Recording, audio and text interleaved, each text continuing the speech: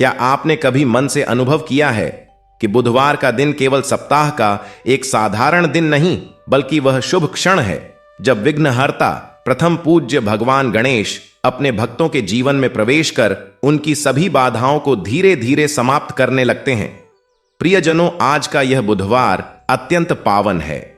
यह वह दिव्य अवसर है जब बुद्धि के दाता, सिद्धि के स्वामी और विघ्नों का नाश करने वाले श्री गणेश अपनी कृपा दृष्टि से भक्तों के जीवन को नई दिशा प्रदान करते हैं। हमारे धर्म ग्रंथों और संतों की वाणी में बार बार यह कहा गया है कि जो भी साधक इस दिन सच्चे मन और पूर्ण श्रद्धा के साथ गणपति बप्पा का स्मरण करता है, उसके जीवन में रुके हुए कार्य गति पकड़ने लगते हैं। जैसे सूर्य की पहली किरण अंधकार को दूर कर देती है, वैसे ही गणेश जी की कथा जीवन में छिपी हुई रुकावटों, भय और असफलताओं को मिटाकर सफलता का मार्ग प्रशस्त करती है। एक पल के लिए अपने जीवन पर दृष्टि डालिए। कितनी बार ऐसा हुआ है कि काम शुरू तो हुआ लेकिन बीच में ही रुक गया। कितनी बार आपने पूरी मेहनत की परंतु सफलता हाथ नहीं लगी। कितनी बार निर्णय लेने में भ्रम हुआ और मन दुविधा में फंस गया। और ऐसे ही क्षणों में जब व्यक्ति निराश हो जाता है, तब भगवान गणेश की कृपा उसके जीवन में अदृश्य रूप से कार्य करना प्रारंभ कर देती है। आज जब आप इस पावन बुधवार के दिन इस दिव्य कथा से जुड़े हैं, तो यह कोई संयोग नहीं बल्कि एक संकेत है कि आपके जीवन में कुछ शुभ परिवर्तन होने वाला है। यह अनुभव कीजिए कि जैसे कोई दिव्य ऊर्जा आपके भीतर प्रवाहित हो रही है, जैसे आपकी बुद्धि निर्मल और स्पष्ट हो रही है, जैसे जीवन की उलझनें धीरे धीरे सुलझने लगी हैं। गणेश जी केवल विघ्नों को दूर करने वाले ही नहीं हैं, वे ज्ञान के स्रोत हैं। वे वह शक्ति हैं जो मनुष्य को सही निर्णय लेने की क्षमता प्रदान करती है। वे वह करुणामयी स्वरूप हैं जो अपने भक्त को हर संकट से उबारने का मार्ग दिखाते हैं। और यही कारण है कि उनकी कथा केवल सुनने के लिए नहीं, बल्कि जीवन में उतारने के लिए होती है। जब भी मनुष्य जीवन की कठिनाइयों से घिर जाता है, जब उसे आगे का रास्ता दिखाई नहीं देता, तब गणपति बप्पा की कथा का एक छोटा सा अंश भी उसके भीतर नई आशा जगा देता है। शायद आपने भी कभी मन ही मन प्रार्थना की होगी कि हे गणेश जी, मेरे जीवन की बाधाएं कब दूर होंगी, मुझे सफलता कब प्राप्त होगी, मेरी उलझनें कब सुलझेंगी। तो संभव है कि आज का यह पावन क्षण उसी प्रार्थना का उत्तर हो, क्योंकि जब सच्ची श्रद्धा और गणेश जी की कृपा एक साथ मिलती है, तब चमत्कार होना स्वाभाविक है। इसलिए इस कथा को केवल शब्दों के रूप में मत सुनिए, इसे अपने हृदय में उतारिए। हर भाव को महसूस कीजिए, हर वाक्य को अपने जीवन से जोड़कर देखिए और यह संकल्प लीजिए कि आज से आप अपने भीतर छिपी बुद्धि और शक्ति को पहचानेंगे, अपने भ्रम को दूर करेंगे और विश्वास के साथ आगे बढ़ेंगे। अब अपने मन को शांत कर लीजिए, अपने भीतर श्रद्धा का दीप प्रज्वलित कीजिए और विघ्नहर्ता श्री गणेश का स्मरण करते हुए इस पावन कथा की यात्रा में आगे बढ़िए। परंतु एक बात सदा स्मरण रखिए कि पवित्र कथा का पूर्ण श्रवण अत्यंत आवश्यक माना गया है। अधूरी कथा केवल जिज्ञासा छोड़ जाती है, जबकि पूर्ण कथा जीवन को दिशा प्रदान करती है। विशेष रूप से बुधवार का दिन इसलिए भी महत्वपूर्ण है क्योंकि यह उस देवता का दिन है जिन्हें हर शुभ कार्य से पहले स्मरण किया जाता है, जो हर विघ्न को दूर करने में समर्थ हैं, जो अपने भक्तों के मार्ग को सरल और सफल बनाते हैं। इसीलिए निवेदन है कि इस कथा को अंत तक अवश्य सुनें, क्योंकि संभव है कि इसका कोई एक विचार, कोई एक संदेश आपके जीवन की दिशा बदल दे। जो व्यक्ति श्रद्धा से इस कथा को सुनता है, उसके जीवन में बुद्धि, सफलता और शांति का प्रवेश होता है, और जो इसे दूसरों तक पहुंचाता है, वह स्वयं भी गणपति बप्पा की विशेष कृपा का पात्र बनता है। क्योंकि पवित्र ज्ञान को बांटना केवल पुण्य ही नहीं, बल्कि एक सच्चे भक्त का कर्तव्य भी है। अब पूर्ण विश्वास और भक्ति के साथ अपने हृदय में श्री गणेश का स्मरण कीजिए और इस मंगलमय कथा के माध्यम से अपने जीवन में नई शुरुआत, नई सफलता और शुभता का स्वागत कीजिए। बहुत समय पहले की बात है, जब धरती पर धर्म और अधर्म के बीच का संतुलन बार बार डगमगाने लगता था और मनुष्यों के मन में लालच, क्रोध और मोह धीरे धीरे अपनी जड़ें जमाने लगे थे। उसी समय एक छोटे से ग्राम में एक निर्धन किंतु अत्यंत श्रद्धालु ब्राह्मण रहता था, जिसका नाम माधव था। उसके पास धन नहीं था, वैभव नहीं था, पर उसके हृदय में बुधवार के दिन गणेश जी के प्रति ऐसी अटूट भक्ति थी कि वह हर बुधवार प्रातःकाल उठकर स्नान कर मिट्टी से गणेश जी की छोटी सी प्रतिमा बनाता, उन्हें दूर्वा चढ़ाता, गुड़ और चने का भोग लगाता और पूरे मन से उनका स्मरण करता। उसकी पत्नी भी उसके साथ इस पूजा में सम्मिलित होती, किंतु उनका जीवन बहुत कठिनाइयों से भरा हुआ था। कभी भोजन पूरा नहीं होता, कभी वस्त्र फट जाते, पर माधव की आस्था कभी डगमगाई नहीं। वह कहता था कि जो भी है वह गणेश जी की इच्छा से है, और जो नहीं है वह भी उनकी कृपा से ही मिलेगा। एक दिन गांव में एक धनी व्यापारी आया, जिसने वहां के लोगों को धन का लालच देकर अपने व्यापार में लगा लिया। धीरे धीरे पूरा गांव उसकी ओर आकर्षित हो गया। सबको लगा कि यही धन और सुख का मार्ग है, किंतु माधव ने उस व्यापारी के प्रस्ताव को ठुकरा दिया। उसने कहा कि वह अपने गणेश जी की भक्ति नहीं छोड़ेगा। व्यापारी ने उसका उपहास उड़ाया और कहा कि भक्ति से पेट नहीं भरता। यह सुनकर भी माधव शांत रहा। समय बीतता गया और व्यापारी का प्रभाव बढ़ता गया, पर उसी के साथ गांव में कलह, ईर्ष्या और द्वेष भी बढ़ने लगा। लोग आपस में झगड़ने लगे, परिवार टूटने लगे, पर माधव का घर छोटा होते हुए भी शांति और प्रेम से भरा रहता। एक बुधवार की रात माधव को स्वप्न आया, जिसमें एक दिव्य प्रकाश के बीच स्वयं गणेश जी प्रकट हुए। उनका विशाल स्वरूप, हाथी का मुख, शांत और करुणामयी आंखें और उनके हाथों में आशीर्वाद की मुद्रा देखकर माधव भाव विभोर हो गया। गणेश जी ने कहा कि हे भक्त, तुम्हारी अटूट भक्ति से मैं प्रसन्न हूं। समय आ गया है कि तुम्हारी परीक्षा समाप्त हो और तुम्हारे जीवन में परिवर्तन आए, पर ध्यान रखना कि यह परिवर्तन केवल तुम्हारे लिए नहीं बल्कि पूरे गांव के लिए एक शिक्षा बनेगा। यह कहकर वे अंतर ध्यान हो गए। अगले दिन जब माधव उठा तो उसे अपने घर के आंगन में एक छोटा सा स्वर्ण कलश मिला।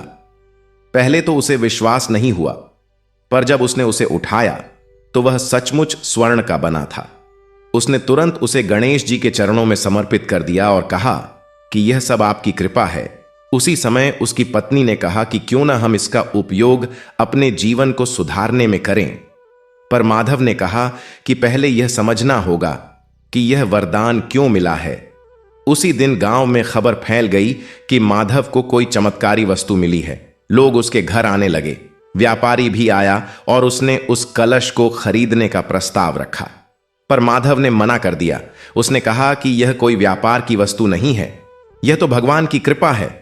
यह सुनकर व्यापारी क्रोधित हो गया और उसने माधव को धमकी दी कि वह उसे पछताने पर मजबूर कर देगा, पर माधव विचलित नहीं हुआ।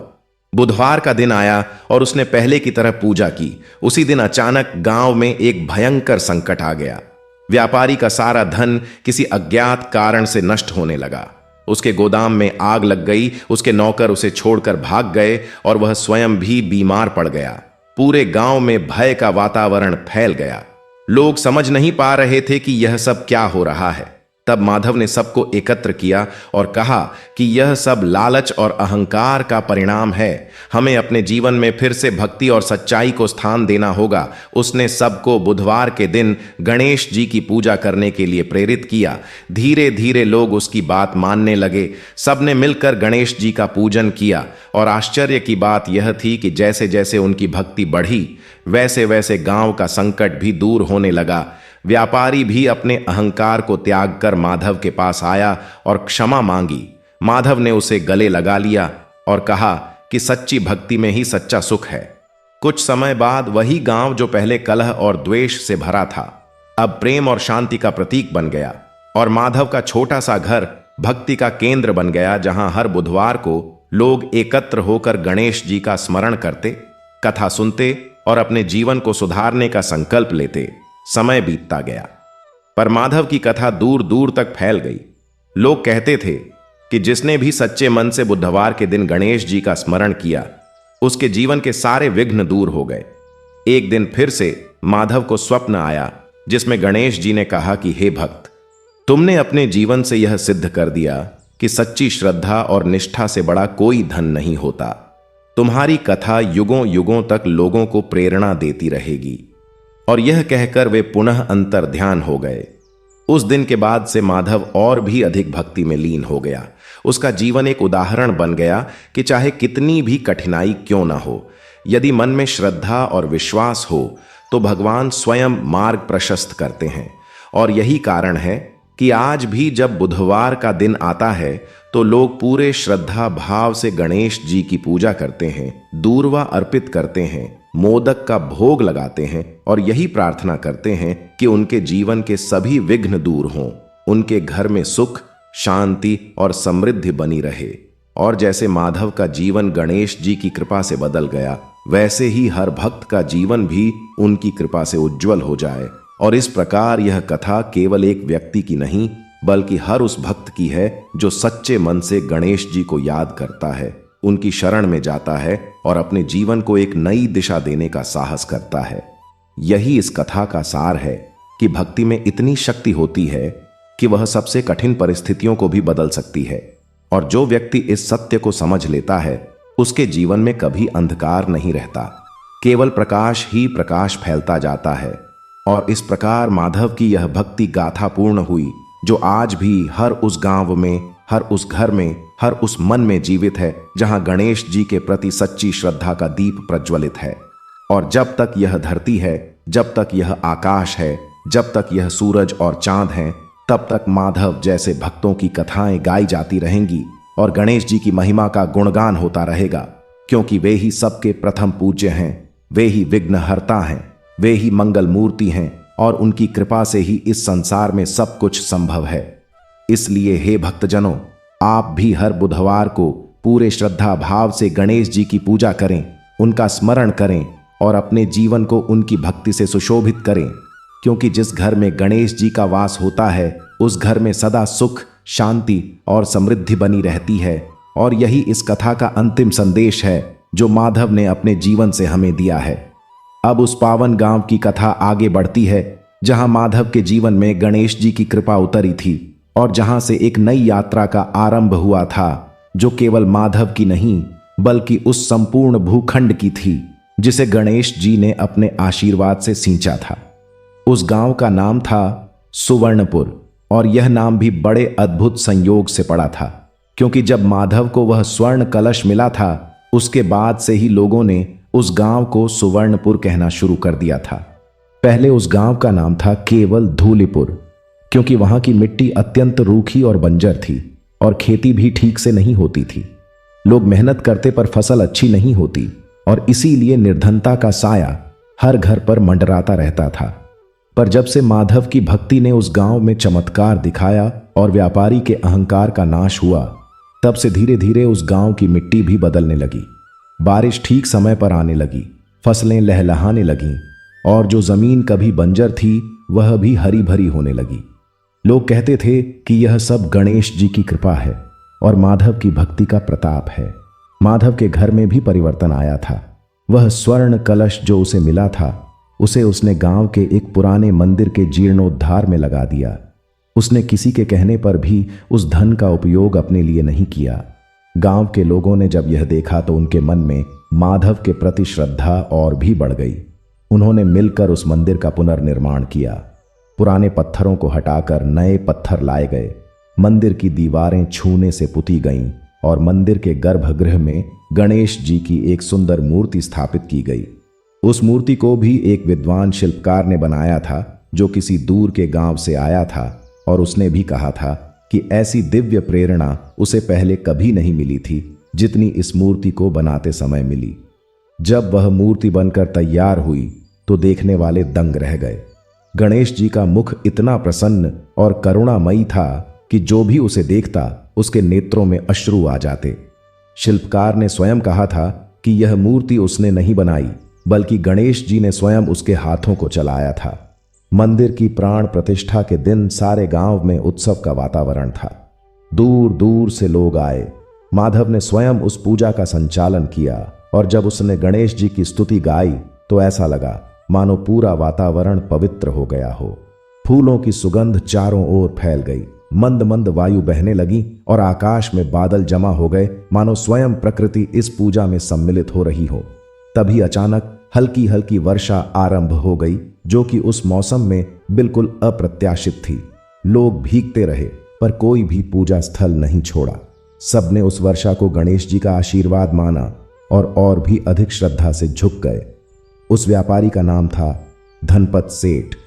उसका जीवन भी उस दिन के बाद से बदल गया था। जब उसके गोदाम में आग लगी थी और उसका सब कुछ नष्ट हो गया था, तब पहले तो वह क्रोध और आक्रोश से भर गया था। उसने सोचा था कि माधव ने किसी तंत्र मंत्र से उसका नाश किया है, पर जब उसने गांव वालों से बात की और जब उसने स्वयं भी अपने जीवन पर विचार किया, तो उसे समझ आया कि उसके द्वारा किए गए कर्मों का ही यह फल है।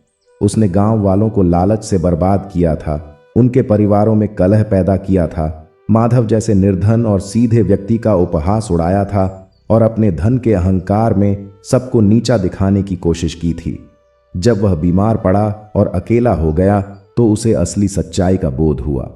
रातों को उसे नींद नहीं आती थी। एक रात उसे भी एक विचित्र स्वप्न आया। उसने देखा कि एक अंधकारमय मार्ग पर वह चल रहा है और उसके हाथ में बहुत सारा धन है, किंतु वह धन उसे आगे बढ़ने से रोक रहा है। जितना वह धन पकड़ता, उतना ही वह धंसता जाता था। तभी उस अंधकार में एक दिव्य प्रकाश चमका और उस प्रकाश में से एक स्वर आया जो कहता था कि छोड़ दो यह सब। सच्चा धन तो भक्ति है, सेवा है, प्रेम है। धनपत सेठ की आंखें खुल गईं और उसके गालों पर आंसू बह रहे थे। उसने उसी रात निर्णय कर लिया कि वह माधव के पास जाएगा और क्षमा मांगेगा। अगले दिन सुबह जब माधव अपनी नित्य पूजा कर रहा था, तभी धनपत सेठ आया। उसके कपड़े साफ थे, पर उसके चेहरे पर अहंकार की वह चमक नहीं थी जो पहले होती थी। वह माधव के सामने झुक गया और बोला, भाई माधव, मैंने बहुत पाप किए हैं। मैंने तुम्हारा उपहास किया, गांव वालों को बर्बाद किया और अपने घमंड में सबको नीचा दिखाया। मुझे क्षमा करो। माधव ने उसे उठाया, गले लगाया और कहा कि धनपत भाई, जो बीत गई सो बात गई। गणेश जी ने तुम्हें सीधे मार्ग पर लाने के लिए यह सब किया। अब तुम उनकी शरण में आ जाओ और जो बचा है उसे अच्छे काम में लगाओ। धनपत सेठ के नेत्रों से आंसू बह निकले और उसने माधव के पांव पकड़ लिए। माधव ने उसे समझाया और उसी दिन से धनपत सेठ भी बुधवार की पूजा में सम्मिलित होने लगा। धनपत सेठ का परिवर्तन देखकर गांव के अन्य लोग भी हैरान हुए। जो व्यक्ति कभी सोने की थाल में भोजन करता था, वही आज मंदिर में झाड़ू लगाता था। जो कभी गरीबों को धुतकारता था, वही आज उनके लिए भोजन का इंतजाम करता था। धनपत सेठ ने जो भी संपत्ति बची थी, उसका एक बड़ा हिस्सा उसने गांव के विकास में लगाना शुरू किया। एक पाठशाला खुली जहां गांव के बच्चे पढ़ने लगे, एक धर्मशाला बनी जहां यात्री रुकते और एक कुआं खुदवाया गया जिससे गांव वालों को दूर से पानी नहीं लाना पड़ता था।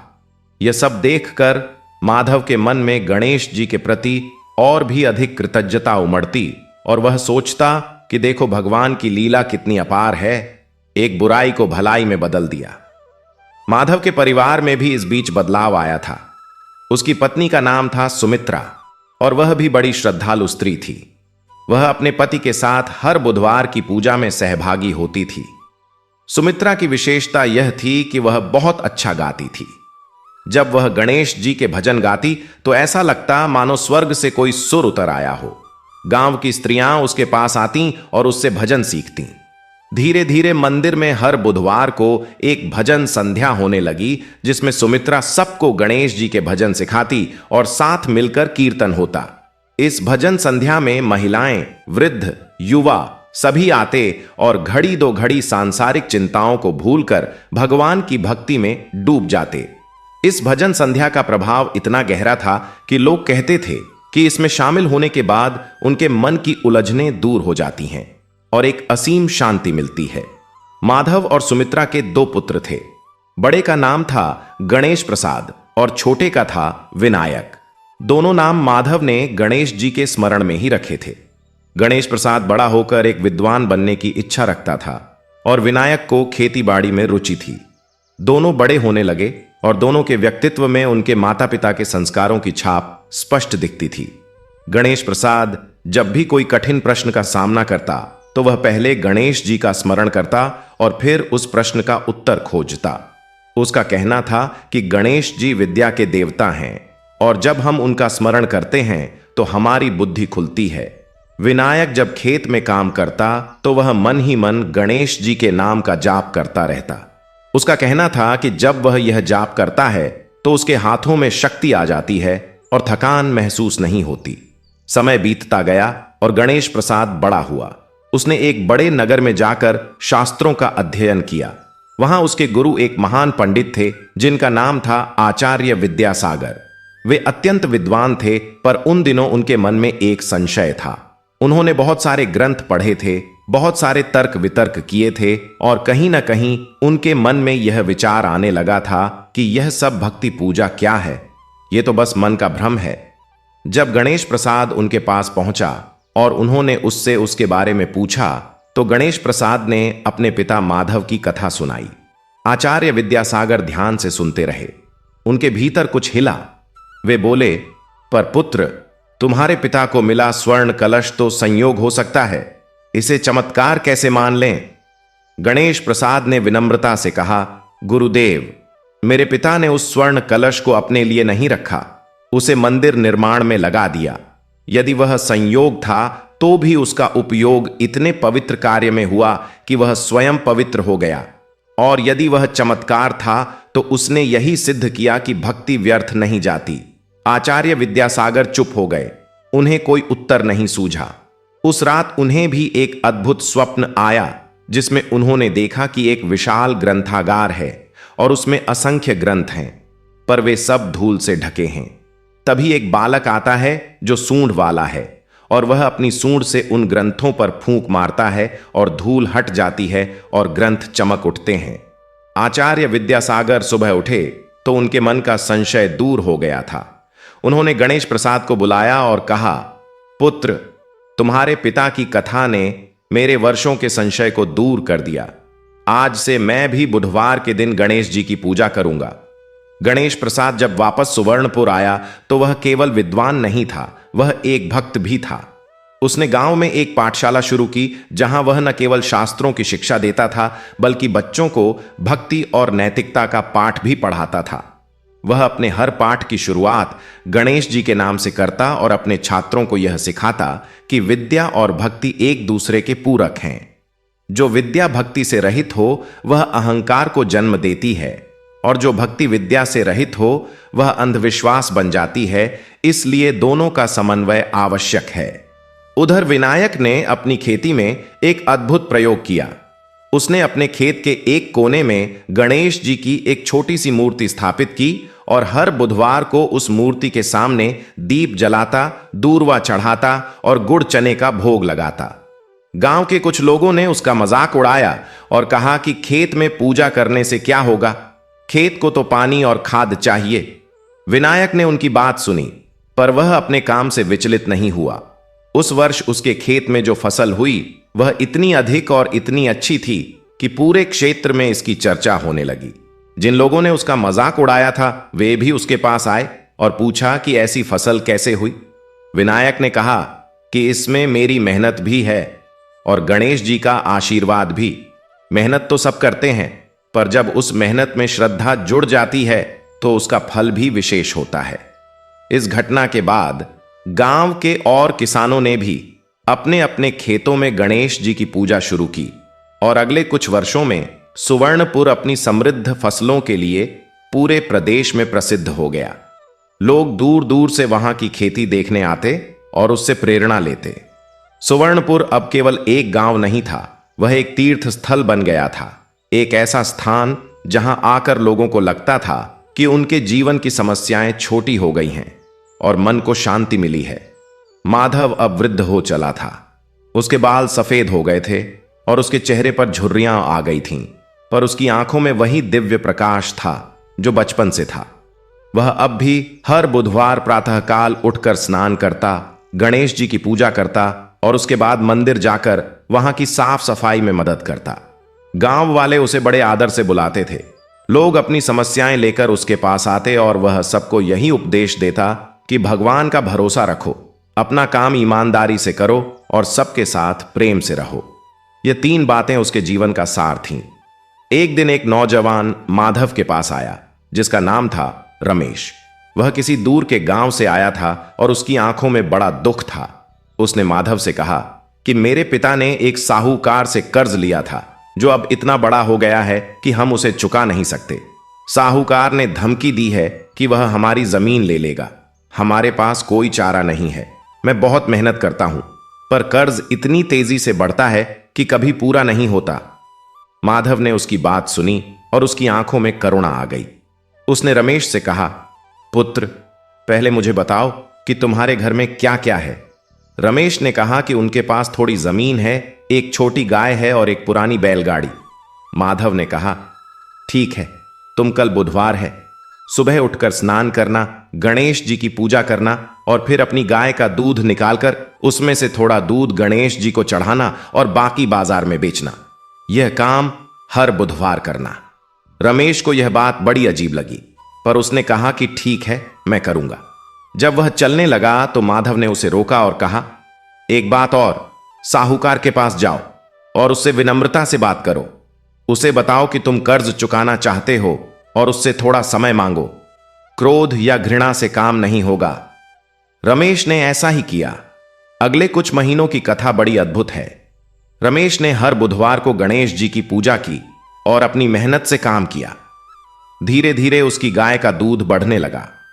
जहां पहले वह एक दिन में 2 किलो दूध देती थी, अब वह 4 किलो देने लगी। गांव वालों ने पूछा तो रमेश ने कहा कि मैंने उसका चारा नहीं बदला, पानी नहीं बदला, बस मैंने उसे प्यार से देखना शुरू किया और गणेश जी का नाम लेकर उसकी देखभाल करने लगा। साहूकार के साथ भी एक अद्भुत बात हुई। जब रमेश उसके पास विनम्रता से गया तो साहूकार को भी कहीं ना कहीं अपनी कठोरता पर लज्जा आई। उसने रमेश से 1 वर्ष का समय दिया। उस 1 वर्ष में रमेश ने इतनी मेहनत की और इतना कमाया कि उसने आधा कर्ज चुका दिया, और यह देखकर साहूकार ने स्वयं ही बाकी कर्ज माफ कर दिया। जब रमेश ने माधव को यह बताया तो माधव ने कहा, देखा पुत्र, यह गणेश जी की कृपा है। उन्होंने न केवल तुम्हारी मदद की बल्कि साहूकार के हृदय को भी बदल दिया। रमेश की यह कथा पूरे क्षेत्र में फैल गई। लोग माधव के पास आने लगे और उनसे जीवन जीने की राह पूछने लगे। माधव ने हर किसी को अपनी तरह का उत्तर दिया, पर सबके उत्तर में एक बात समान थी, वह यह कि गणेश जी में विश्वास रखो, मेहनत करो और ईमानदारी से जियो। उसी गांव में एक और परिवार था जिनकी कथा बड़ी मार्मिक थी। उस परिवार का मुखिया था रामदास और उसकी पत्नी थी कमला। उनके 3 बेटे थे, पर तीनों के बीच बड़ा झगड़ा था।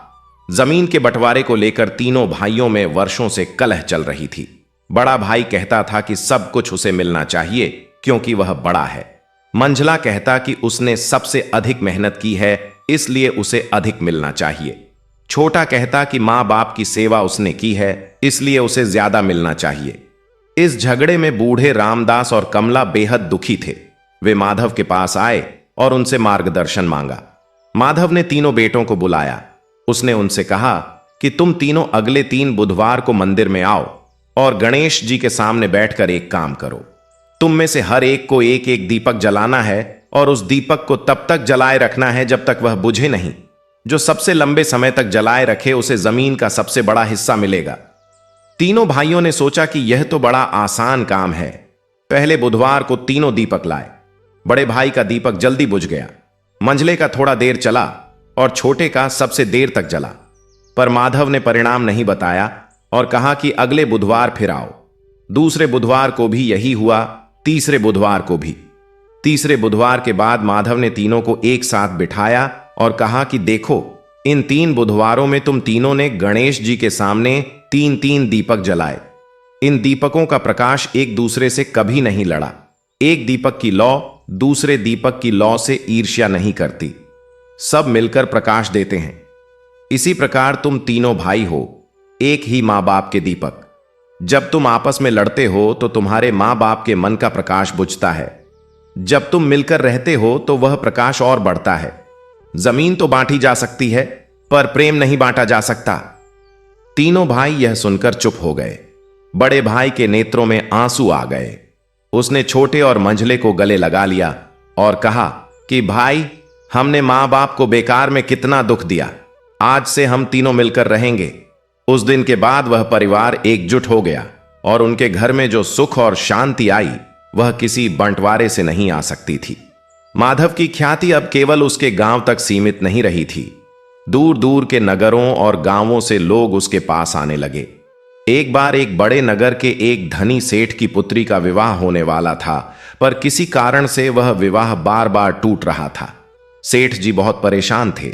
उन्होंने बहुत से पंडितों से पूजा पाठ करवाया, ज्योतिषियों को दिखाया, पर कोई समाधान नहीं निकला। किसी ने उन्हें माधव के बारे में बताया। सेठ जी अपनी पत्नी और पुत्री के साथ सुवर्णपुर आए।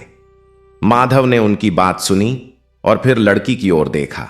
उसके चेहरे पर एक गहरी उदासी थी।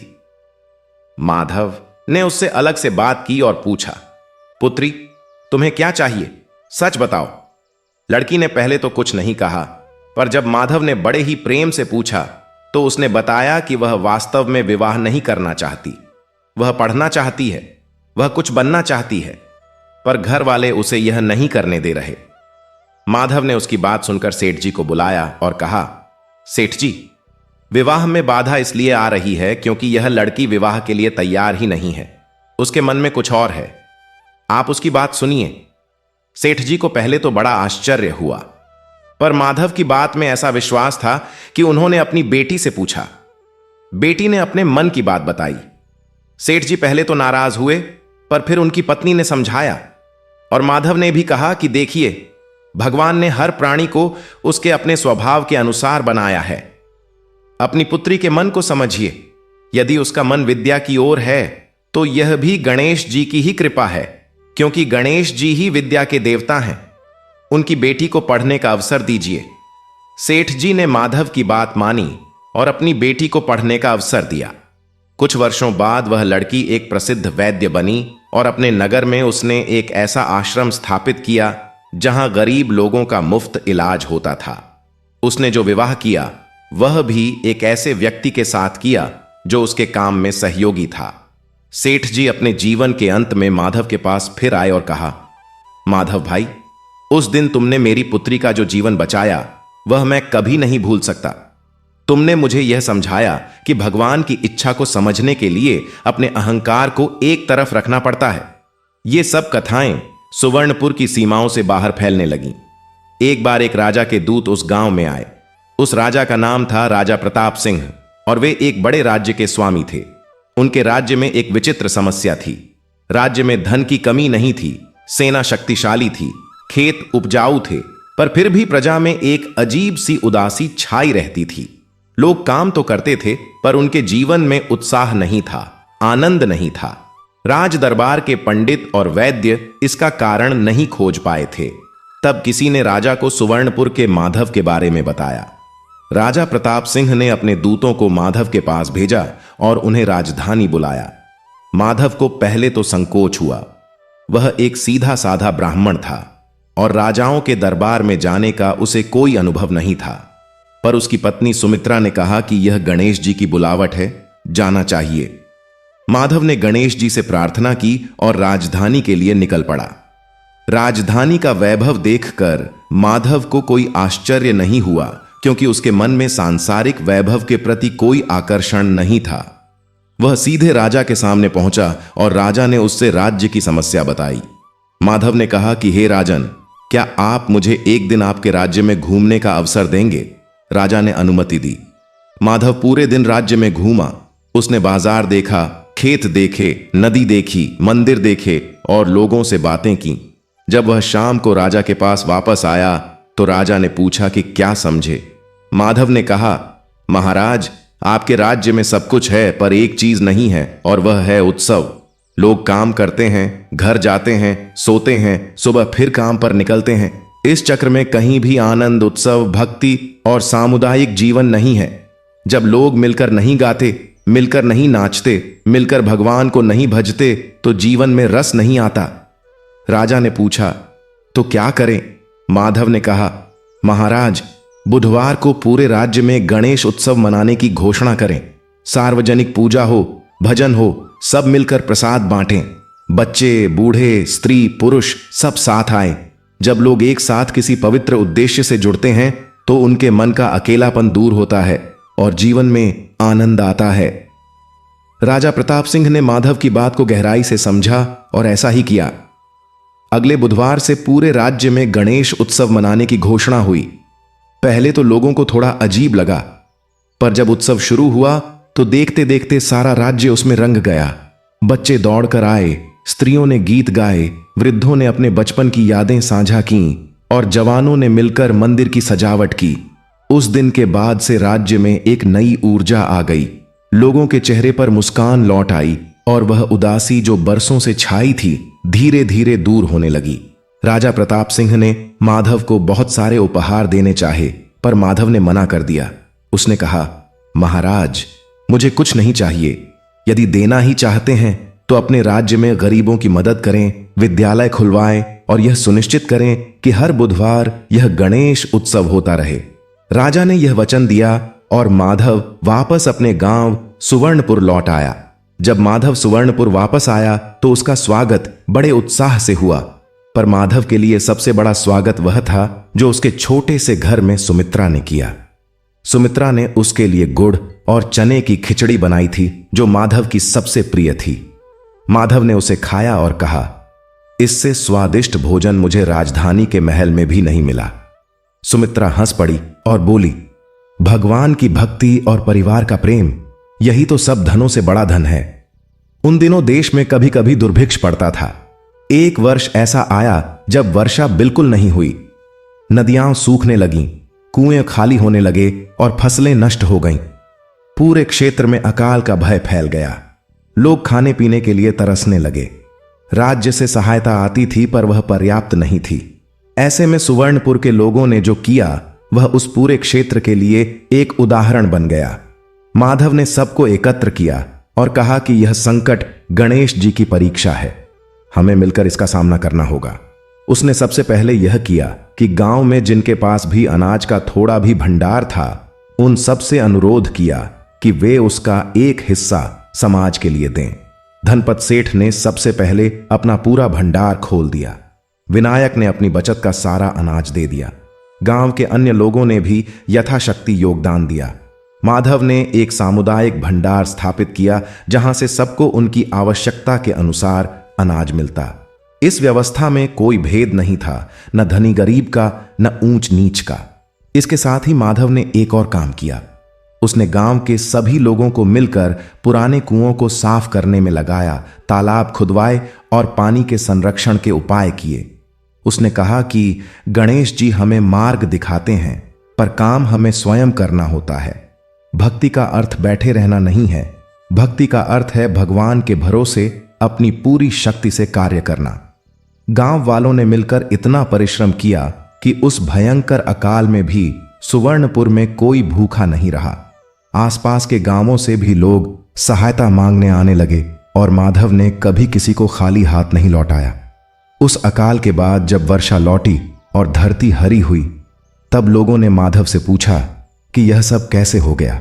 माधव ने कहा, गणेश जी का नाम लेकर काम करने में जो शक्ति है वह किसी और चीज में नहीं है। जब हमारा संकल्प पक्का होता है और उसमें भगवान का साथ होता है तो असंभव भी संभव हो जाता है। माधव के जीवन में अब एक और अध्याय जुड़ने वाला था। उसके बड़े पुत्र गणेश प्रसाद का विवाह हुआ। उसकी वधू का नाम था गौरी।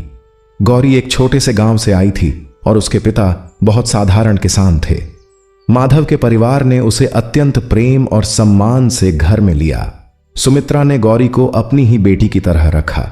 गौरी भी बड़ी श्रद्धालु थी और जल्दी ही वह सुमित्रा के साथ मंदिर जाने लगी, भजन संध्या में सम्मिलित होने लगी। गौरी में एक विशेष प्रतिभा थी। वह बड़े कुशल हाथों से मूर्तियां बनाती थी। उसने बचपन से मिट्टी की मूर्तियां बनाई थीं, पर उसने कभी यह नहीं सोचा था कि यह प्रतिभा किसी बड़े काम आएगी। माधव ने जब पहली बार उसकी बनाई गणेश जी की मूर्ति देखी तो वह देखते रह गया। मूर्ति में ऐसा जीवंत भाव था कि लगता था मानो गणेश जी अभी बोलने वाले हों। माधव ने कहा, पुत्री, यह तुम्हारी कला नहीं है, यह गणेश जी का वरदान है। इसे व्यापार का साधन मत बनाना, इसे भक्ति का माध्यम बनाना। गौरी ने माधव की बात को समझा और उसने हर बुधवार को गणेश जी की नई मूर्तियां बनानी शुरू की। उन मूर्तियों को वह मंदिर में रखती और जो भी भक्त आता वह अपनी श्रद्धा अनुसार उसे ले जाता। कुछ मूर्तियां वह गरीब परिवारों को मुफ्त में देती। धीरे धीरे उसकी बनाई मूर्तियां दूर दूर तक प्रसिद्ध होने लगीं। लोग कहते थे कि इन मूर्तियों को घर में रखने से घर में सुख और शांति आती है। यह सब माधव के परिवार की भक्ति और उसके परिणाम थे जो पीढ़ी दर पीढ़ी आगे बढ़ रहे थे। विनायक का विवाह भी हुआ। उसकी पत्नी का नाम था लक्ष्मी और वह अपने नाम की तरह ही लक्ष्मी स्वरूपा थी। उसके आने के बाद विनायक के खेत और भी अधिक उपजाऊ हो गए। लक्ष्मी को भी खेती का बड़ा ज्ञान था और उसने विनायक को नई नई फसलें उगाने के लिए प्रेरित किया। उनके परिवार में अन्न की कोई कमी नहीं थी और वे अपनी अतिरिक्त फसल गांव के जरूरतमंद लोगों में बांटते थे। माधव का घर अब एक बड़े परिवार का घर बन गया था। उसमें बच्चों की किलकारियां गूंजती थीं, बड़ों का आशीर्वाद था और सबके मन में गणेश जी की भक्ति का दीप जलता था। हर बुधवार की सुबह उस घर में एक उत्सव का माहौल होता था। सुमित्रा और गौरी मिलकर प्रसाद बनाती, गणेश प्रसाद और विनायक मंदिर की सजावट करते, बच्चे फूल चुनते और माधव गणेश जी की पूजा करता। वह पूजा केवल एक धार्मिक कर्मकांड नहीं था, वह पूरे परिवार का एक दूसरे के साथ जुड़ने का अवसर था। एक ऐसा समय था जब सब अपनी अपनी चिंताओं और व्यस्तताओं को एक तरफ रखकर एक साथ होते थे। समय के साथ माधव और अधिक वृद्ध हुआ। उसकी पीठ झुक गई, बाल पूरी तरह सफेद हो गए, पर उसकी आंखों में वह चमक अभी भी थी। गांव के लोग उसे पितामह की तरह मानते थे। उसके पास कोई समस्या लेकर आता तो वह ध्यान से सुनता, कभी जल्दबाजी नहीं करता और फिर बड़े सरल शब्दों में अपनी बात कहता। उसकी बातों में इतनी सरलता होती थी कि लोग कहते थे कि माधव बाबा की बात सुनने के बाद लगता है कि जो बात इतनी कठिन लग रही थी वह वास्तव में बहुत सरल थी। एक बार एक युवक आया जो बड़ा उदास था। उसने कहा कि वह जीवन में कुछ बनना चाहता है, पर उसे लगता है कि भाग्य उसका साथ नहीं देता। माधव ने उससे पूछा, पुत्र, तुम क्या बनना चाहते हो? युवक ने कहा कि वह एक संगीतकार बनना चाहता है, पर लोग कहते हैं कि इसमें कोई भविष्य नहीं है।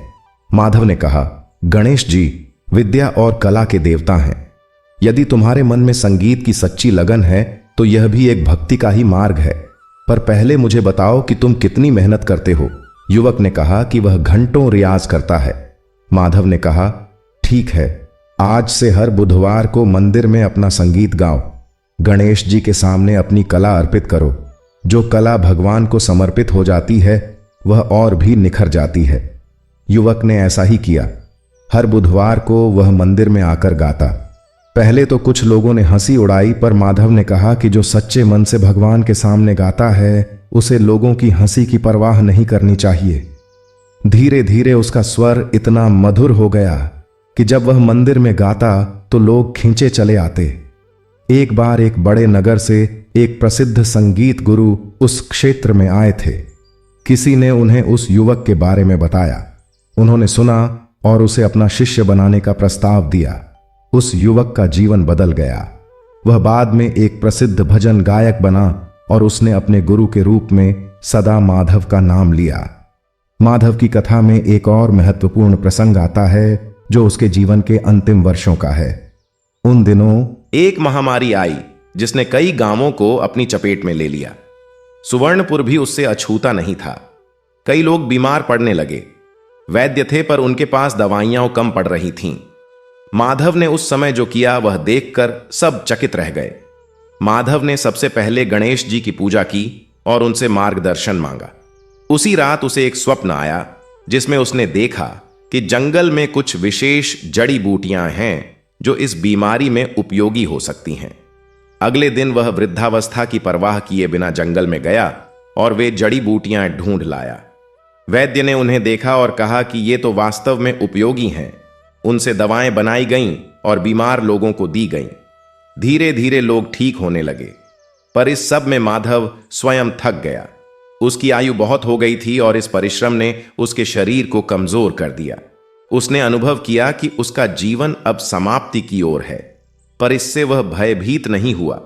उसने अपने परिवार को बुलाया और कहा, मेरा समय आ गया है, पर मैं जाने से पहले एक बात कहना चाहता हूं। मैंने अपने जीवन में जो भी अच्छा किया वह गणेश जी की कृपा से किया। मेरे जाने के बाद भी हर बुधवार की पूजा होती रहे, मंदिर की देखभाल होती रहे और इस गांव में भक्ति का दीप कभी न बुझे। यही मेरी अंतिम इच्छा है। जब माधव ने अंतिम सांस ली तो उस समय मंदिर से भजन की आवाज आ रही थी।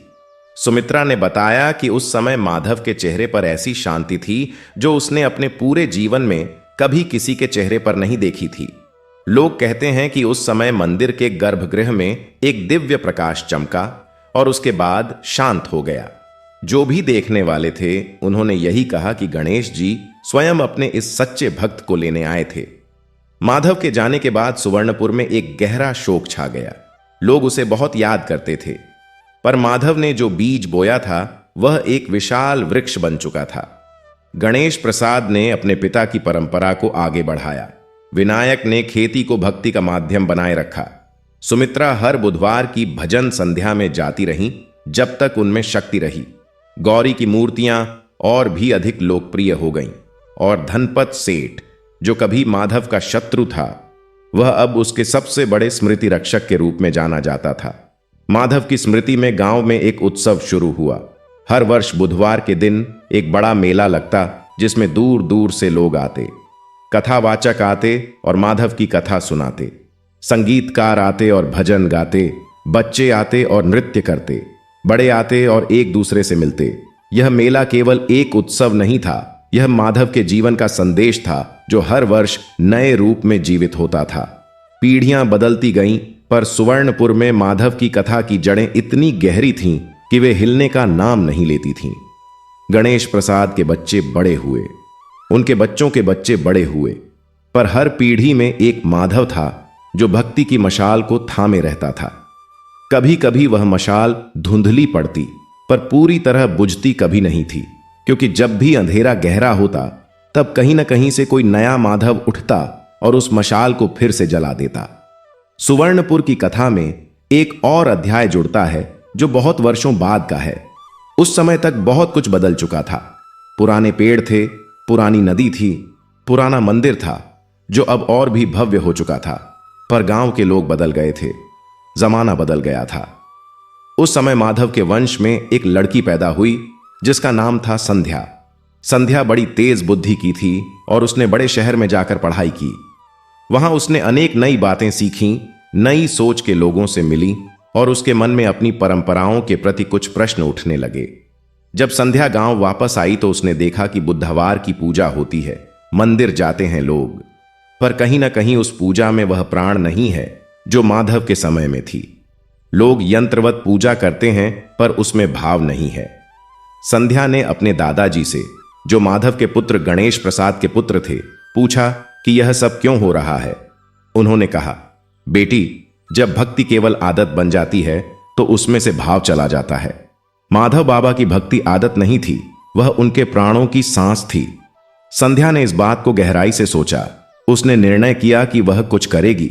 उसने गांव के युवाओं को एकत्र किया और उनसे माधव की कथा सुनाई, पर उसने वह कथा उसी तरह नहीं सुनाई जैसे वह वर्षों से सुनाई जाती थी।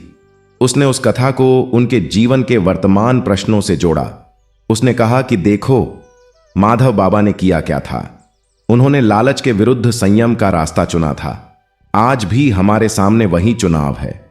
धनपत सेठ की तरह लालच का रास्ता है और माधव की तरह संयम का रास्ता। माधव बाबा ने किया क्या था? उन्होंने अकाल में मिलकर काम किया था। आज भी हमारे सामने वही चुनाव है। अकेले अपने बारे में सोचें या मिलकर समाज के बारे में सोचें। संध्या की बातें युवाओं के मन में उतरीं। उन्होंने कहा कि हां, यह तो हमारी भी समस्याएं हैं। धीरे धीरे उन युवाओं में एक नई ऊर्जा आई। उन्होंने मंदिर की साफ सफाई की, भजन संध्या को पुनर्जीवित किया और हर बुधवार को मिलकर गांव के किसी न किसी जरूरतमंद व्यक्ति की मदद करने का संकल्प लिया। संध्या ने यह भी कहा कि माधव बाबा ने केवल पूजा नहीं की थी, उन्होंने अपनी पूजा को जीवन में उतारा था। हमें भी यही करना है। इस प्रकार सुवर्णपुर में माधव की भक्ति की धारा एक बार फिर नई ऊर्जा से बहने लगी। संध्या गांव की एक प्रेरणा बन गई। उसने अपनी पढ़ाई का उपयोग गांव के विकास में किया और साथ ही अपनी परंपराओं के प्राण को भी जीवित रखा। उसके जीवन से यह सिद्ध हुआ कि आधुनिकता और भक्ति में कोई विरोध नहीं है। भक्ति का अर्थ पुराने में बंद रहना नहीं है, भक्ति का अर्थ है उस शाश्वत सत्य को हर युग में नए रूप में जीवित रखना। और यह कथा यहीं समाप्त नहीं होती। यह कथा तो अनंत है, क्योंकि जब तक इस धरती पर एक भी माधव जैसा भक्त है जो सच्चे मन से गणेश जी का स्मरण करता है, जो अपनी भक्ति को जीवन में उतारता है, जो संकट में भी विचलित नहीं होता और सुख में भी अहंकारी नहीं बनता, तब तक यह कथा जीवित है। तब तक गणेश जी की महिमा का गान होता रहेगा, तब तक बुधवार का दिन विशेष रहेगा, और तब तक दूर्वा, गुड़ और चने का यह साधारण सा भोग भगवान के हृदय को भाता रहेगा। क्योंकि भगवान को साधनों की नहीं, भावना की आवश्यकता है, और जहां भावना है, जहां श्रद्धा है, जहां निष्ठा है, वहां गणेश जी की कृपा की कोई कमी नहीं होती। अब इस कथा में एक और सुंदर प्रसंग आता है जो उस पावन भूमि सुवर्णपुर से जुड़ा हुआ है और जो गणेश जी की महिमा को और भी विस्तार से बताता है। उन दिनों की बात है जब माधव का परिवार तो भली भांति स्थापित हो चुका था, पर गांव के बाहर एक घना जंगल था जिसमें कभी कभी जंगली जानवर निकलते थे और लोगों को भय लगता था। उस जंगल के पार एक और छोटा सा गांव था जिसका नाम था कंटकपुर। वहां के लोग सुवर्णपुर वालों के साथ कोई विशेष संपर्क नहीं रखते थे। एक दिन कंटकपुर का एक युवक जिसका नाम था सुदर्शन सुवर्णपुर आया। वह बड़ा परेशान था। उसकी मां बहुत बीमार थी और उसके गांव में कोई वैद्य नहीं था। उसने सुना था कि सुवर्णपुर में माधव नाम का एक भक्त रहता है जिसके घर तक पहुंचते ही समस्याओं का समाधान मिल जाता है। सुदर्शन माधव के पास पहुंचा। माधव ने उसकी बात सुनी और तुरंत गांव के वैद्य को बुलाया। वैद्य ने कहा कि वह उसके साथ चलेगा, पर रास्ते में जंगल है और रात हो रही है।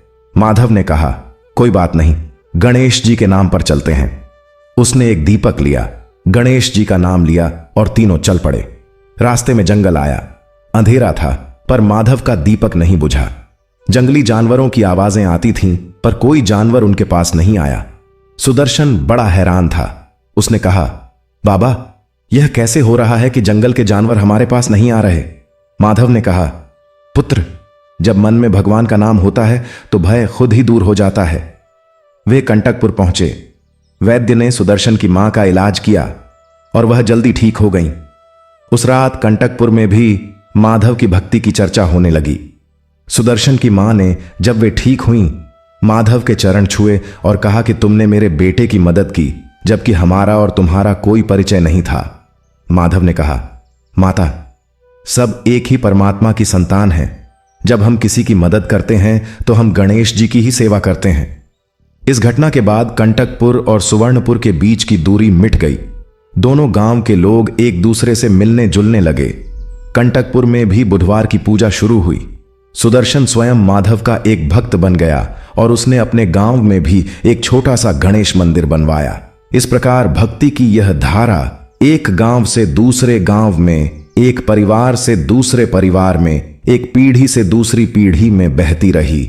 यह धारा कभी सूखी नहीं, क्योंकि इसका स्रोत था माधव की वह सच्ची श्रद्धा जो उसने बुधवार की उस पहली पूजा में अर्पित की थी, जब वह एक निर्धन ब्राह्मण था, जिसके पास न धन था न वैभव था, पर जिसके हृदय में एक ऐसी ज्योति थी जो असंख्य दीपकों को प्रकाश दे सकती थी। गणेश जी की महिमा अपार है और उनकी कृपा से जो भक्त उनका स्मरण करते हैं, उनके जीवन में एक अलग ही दिव्यता उतर आती है। जैसे माधव के जीवन में उतरी, जैसे उसके परिवार में उतरी, जैसे उसके गांव में उतरी, ऐसे ही हर उस भक्त के जीवन में उतरती है जो सच्चे मन से उनकी शरण में जाता है। बुधवार का दिन इसीलिए विशेष है क्योंकि यह वह दिन है जब हम अपनी दैनिक व्यस्तताओं से थोड़ा अलग होकर उस शाश्वत शक्ति का स्मरण करते हैं जो हमारे जीवन के हर विघ्न को हर सकती है, जो हमारे मन को शांति दे सकती है और जो हमारे जीवन को एक नई दिशा दे सकती है। और इसीलिए आज भी जब बुधवार का दिन आता है तो श्रद्धालु भक्त प्रातः काल उठते हैं, स्नान करते हैं, दूर्वा लाते हैं, गुड़ चने का भोग बनाते हैं और पूरे मन से गणेश जी का स्मरण करते हैं।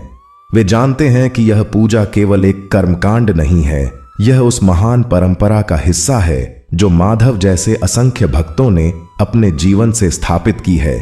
और जब भी उनके मन में संशय आता है, जब भी जीवन में कोई कठिनाई आती है, तब वे माधव की कथा याद करते हैं और उनके मन को बल मिलता है। उनके हृदय में आशा का संचार होता है और वे फिर से उठकर चल पड़ते हैं, क्योंकि वे जानते हैं कि गणेश जी की कृपा कभी नहीं थमती, उनका आशीर्वाद कभी नहीं सूखता और जो उन पर भरोसा रखते हैं उनका कभी अमंगल नहीं होता। जय गणेश, जय गणेश, जय गणेश देवा, माता जाकी पार्वती, पिता महादेवा। यही उद्घोष था जो माधव के घर से उठता था, जो सुवर्णपुर के मंदिर में गूंजता था, जो कंटकपुर और अनेक गांवों में फैला और जो आज भी उन सबके मुख पर है जो इस कथा को सुनकर गणेश जी की भक्ति में रंग जाते हैं। यह कथा अब भी चलती है, यह कथा अब भी जीवित है और जब तक इस धरती पर एक भी माधव का वंशज है, जब तक एक भी भक्त के हृदय में गणेश जी के प्रति सच्ची श्रद्धा की ज्योति जल रही है, तब तक यह कथा जीवित रहेगी, आगे बढ़ती रहेगी और असंख्य जीवनों को प्रकाशित करती रहेगी। यह वह क्षण है जब कथावाचक श्रोताओं से कहता है कि भक्तजनों, आपने यह कथा सुनी, इसे केवल कथा के रूप में मत सुनो, इसे अपने जीवन में उतारो। माधव की तरह जब भी संकट आए विचलित मत हो, धनपत सेठ की तरह जब भी गलती हो जाए उसे स्वीकार करो और सुधारने का साहस रखो। गणेश प्रसाद की तरह विद्या और भक्ति का समन्वय करो। विनायक की तरह अपने काम को भक्ति का माध्यम बनाओ। सुमित्रा की तरह अपने घर को भक्ति का केंद्र बनाओ और संध्या की तरह अपनी परंपराओं को नई पीढ़ी तक सार्थक रूप में पहुंचाओ। यही इस कथा का संदेश है, यही गणेश जी का आशीर्वाद है और यही बुधवार की पूजा का फल है। श्री गणेशाय नमः। विघ्नहर्ता की जय, मंगल मूर्ति की जय, बुद्धि विधाता गणपति की जय और माधव जैसे उन सभी भक्तों की जय जिन्होंने अपने जीवन से यह सिद्ध किया कि सच्ची भक्ति से बड़ी कोई शक्ति नहीं और सच्चे भक्त का कभी अनिष्ट नहीं होता। श्री गणेशाय नमः का वह उद्घोष जब सुवर्णपुर के मंदिर में गूंजा तो उसकी प्रतिध्वनि केवल उन पत्थर की दीवारों तक सीमित नहीं रही, बल्कि वह प्रतिध्वनि उन सभी हृदयों में समाई जो उस दिन वहां उपस्थित थे और जिन्होंने माधव की कथा को केवल कानों से नहीं बल्कि अपने रोम रोम से सुना था। उस दिन मंदिर में जो वातावरण था वह अद्वितीय था। दीपकों की लौ स्थिर थी, मानो वायु ने भी उस पवित्र क्षण का सम्मान करते हुए अपनी गति रोक ली हो। फूलों की सुगंध इतनी गहरी थी कि लोगों को लगा मानो किसी दिव्य उद्यान में बैठे हों। बच्चे जो सामान्यतः चंचल होते हैं वे भी उस समय स्थिर बैठे थे और उनकी आंखें गणेश जी की मूर्ति पर टिकी थीं। वृद्धों के चेहरे पर एक ऐसी मुस्कान थी जो सांसारिक सुखों से नहीं बल्कि उस आंतरिक शांति से आती है जो तब मिलती है जब मनुष्य यह जान लेता है कि जीवन का वास्तविक अर्थ क्या है। संध्या उस दिन मंदिर में थी। उसने देखा कि कथा समाप्त होने के बाद भी लोग जाने का नाम नहीं ले रहे थे। वे बैठे थे, कुछ लोग आंखें बंद किए हुए थे, कुछ धीरे धीरे गुनगुना रहे थे और कुछ एक दूसरे से माधव की कथा की उन बातों को दोहरा रहे थे जो उन्हें सबसे अधिक छू गई थीं। संध्या के मन में एक विचार आया कि यह जो भाव है, यह जो ऊर्जा है, यह जो एकता है, इसे यहां तक सीमित नहीं रखना चाहिए, इसे और आगे ले जाना चाहिए। उसने उसी रात अपने दादाजी से बात की। उसके दादाजी का नाम था पंडित रामकिशोर और वे माधव के पुत्र गणेश प्रसाद के सबसे छोटे बेटे थे। उनकी आयु काफी हो गई थी, पर उनके मन में अभी भी वही तेज था जो माधव के परिवार की पहचान थी। संध्या ने उनसे कहा, दादाजी, माधव परबाबा की कथा को मैं और आगे फैलाना चाहती हूं, केवल हमारे गांव तक नहीं बल्कि उन सभी जगहों तक जहां लोगों को इस कथा की आवश्यकता है। पंडित रामकिशोर ने उसकी बात सुनी और कहा, बेटी, माधव के जीवन की सबसे बड़ी बात यही थी कि उसने कभी भी भक्ति को अपने तक सीमित नहीं रखा। जो मिला उसे सबके साथ बांटा। तुम भी यही करो। संध्या ने उनके चरण छुए और उसी रात से उसने एक नई यात्रा की योजना बनाना शुरू किया।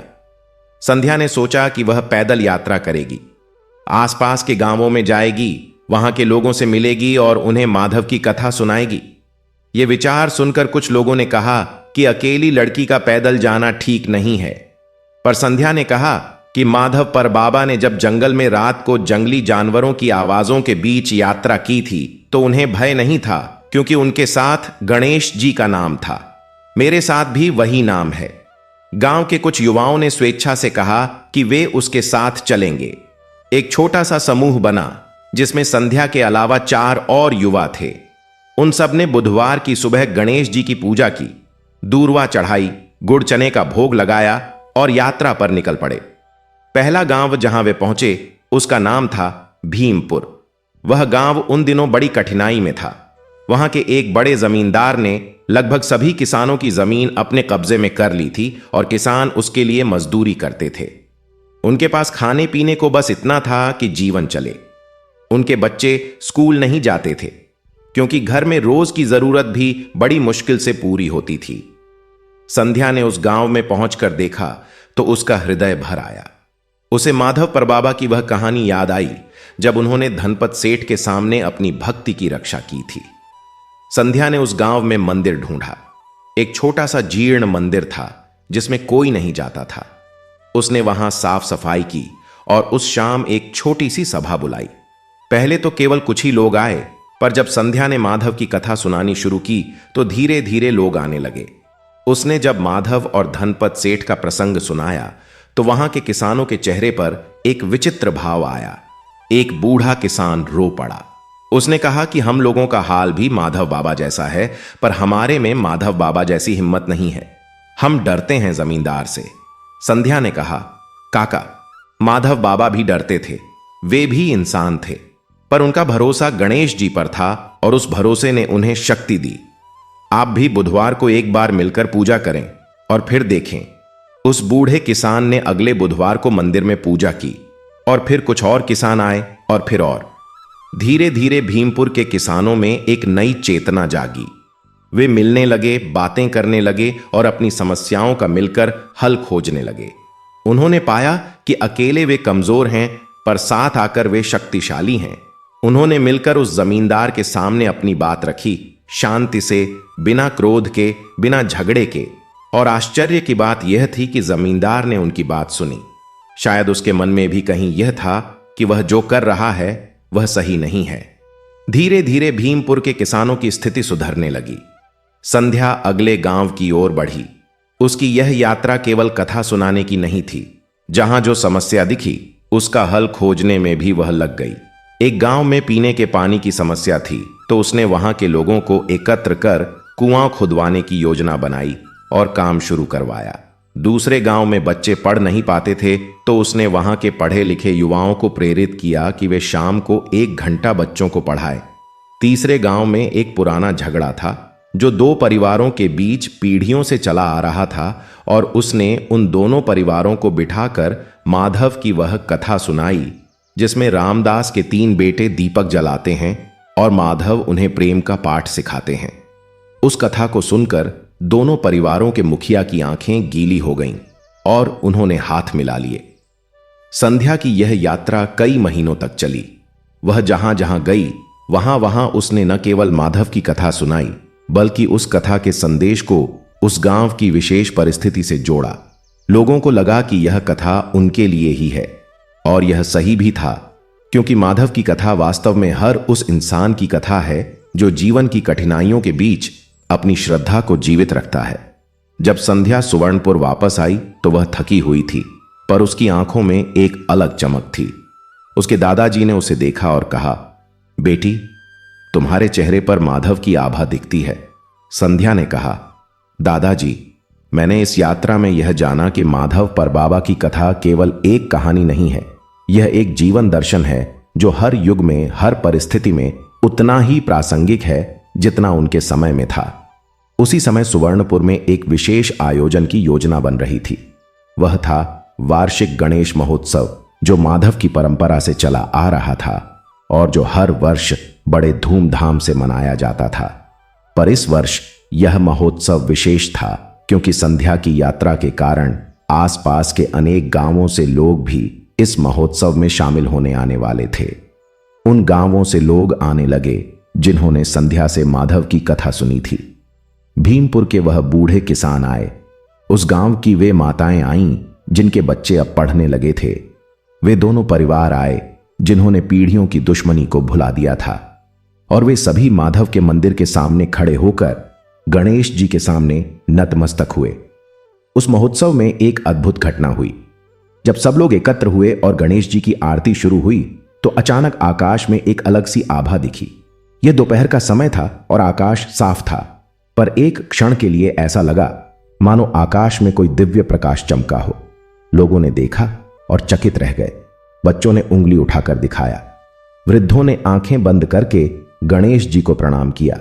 कुछ लोगों ने कहा कि यह बादलों का खेल है, पर जो भक्त थे उन्होंने कहा कि नहीं, यह गणेश जी का संकेत है कि वे इस समागम को देख रहे हैं और प्रसन्न हैं।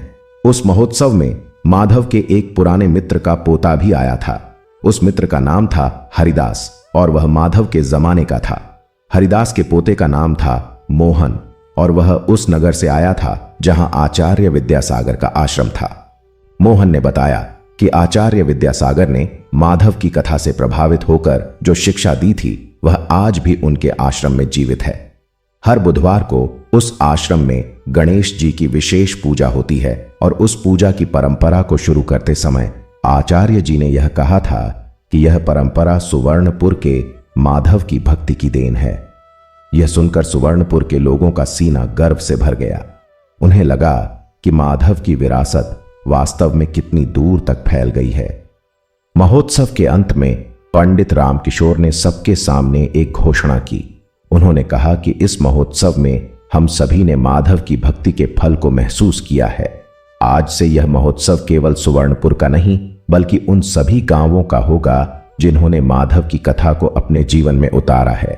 हर वर्ष यह महोत्सव और बड़ा होगा और इसमें और अधिक लोग जुड़ेंगे। यह माधव की भक्ति का विस्तार होगा और गणेश जी की कृपा का प्रसार होगा।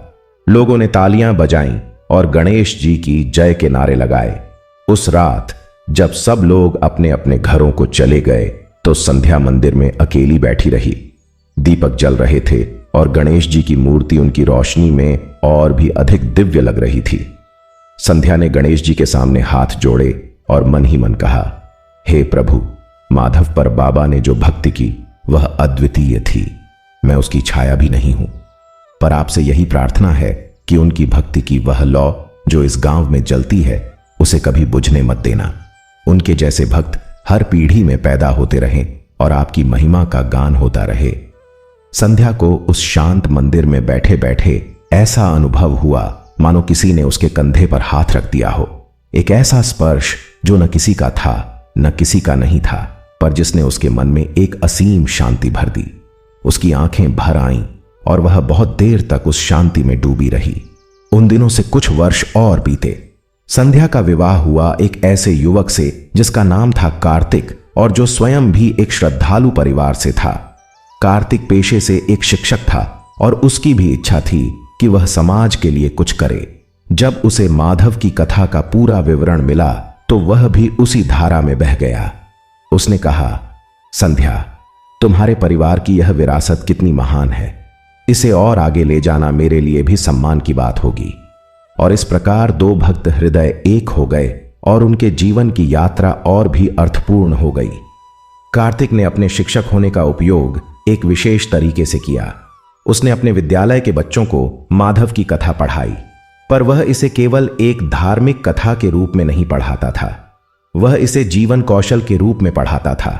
उसने बच्चों से कहा, देखो माधव ने क्या किया जब संकट आया। उसने घबराया नहीं, उसने रोया नहीं, उसने हार नहीं मानी। उसने अपना काम करते रहना जारी रखा और भगवान पर भरोसा रखा। यह जीवन कौशल है। जब तुम्हारे जीवन में कोई कठिनाई आए तो तुम भी यही करो। बच्चे इस बात को बड़ी रुचि से सुनते और उनके मन में भी यह बात बैठ जाती। एक बच्चे ने एक बार कहा, गुरुजी, तो क्या हम भी माधव बाबा जैसे बन सकते हैं? कार्तिक ने मुस्कुराते हुए कहा, हाँ, बिल्कुल बन सकते हो। माधव बाबा कोई असाधारण व्यक्ति नहीं थे। वे एक साधारण इंसान थे जिन्होंने साधारण काम को असाधारण श्रद्धा से किया। तुम भी वही करो। इस प्रकार माधव की कथा अब केवल कहानियों में नहीं बल्कि बच्चों के पाठ्यक्रम में भी आ गई। उस विद्यालय के जो बच्चे थे वे बड़े होकर अपने जीवन में इस कथा के संदेश को लेकर गए। कुछ डॉक्टर बने जिन्होंने गांव में रहकर गरीबों की सेवा की। कुछ इंजीनियर बने जिन्होंने गांव में पानी और बिजली की व्यवस्था की। कुछ किसान बने जिन्होंने नई तकनीक और पुरानी परंपरा का समन्वय करके खेती को और अधिक उपजाऊ बनाया। और इन सब के जीवन में एक बात समान थी, वे सब बुधवार को गणेश जी की पूजा करते थे। और उस पूजा को केवल एक कर्मकांड नहीं बल्कि एक जीवन संकल्प के रूप में मनाते थे। उन्हीं दिनों एक बड़ी घटना हुई जिसने सुवर्णपुर की कथा में एक नया अध्याय जोड़ा। एक बड़े नगर से एक प्रसिद्ध लेखक आए जिनका नाम था पंडित शिवनारायण। वे धार्मिक कथाओं को संकलित करने का काम करते थे और उन्होंने सुना था कि सुवर्णपुर में एक ऐसी भक्ति परंपरा है जो पीढ़ियों से चली आ रही है। वे उस परंपरा के बारे में जानने और उसे लिखित रूप देने आए थे। पंडित शिवनारायण कई दिनों तक सुवर्णपुर में रहे। उन्होंने पंडित रामकिशोर से बातें की, संध्या और कार्तिक से मिले, गांव के बुजुर्गों से माधव के बारे में सुना और उन सभी जगहों पर गए जो माधव की कथा से जुड़ी थीं। वह मंदिर जहां माधव रोज पूजा करते थे, वह आंगन जहां स्वर्ण कलश मिला था, वह स्थान जहां धनपत सेठ का गोदाम था और वह कुआं जो माधव ने अकाल के समय खुदवाया था।